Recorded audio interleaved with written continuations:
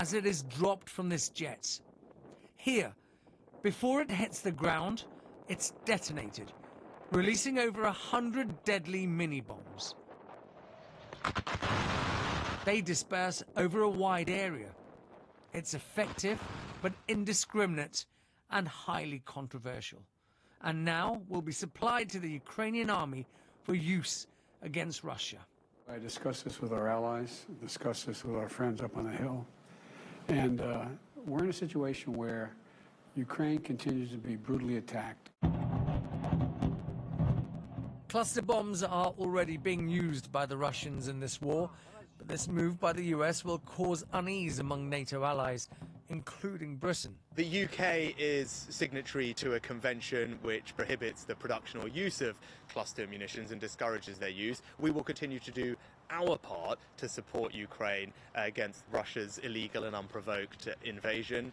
We've done that by providing heavy battle tanks and most recently long-range weapons. 123 countries have signed a convention banning the use of cluster munitions because they end up killing more civilians than soldiers. President Zelensky is very short of weapons, and particularly the counter-offensive isn't going well, and he needs to break through the Russian defences, and that's a minefield and a trench system.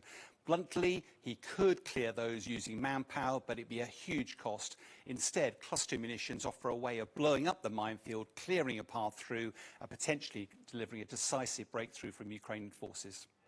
Kyiv has assured Washington these bombs will not be used near civilian populations. This is a war, and we are dealing with an enemy who's killing our civilians every day. But like I said, we will use, and this is clearly written in the position of the Ministry of Defense of Ukraine, these cluster munitions will not be used in urbanized territories. They will be used only on the battlefield.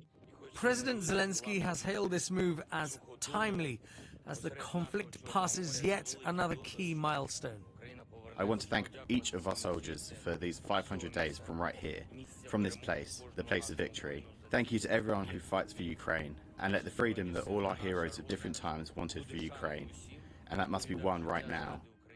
Ukraine's leaders say they need the cluster bombs in their fight against the Russians.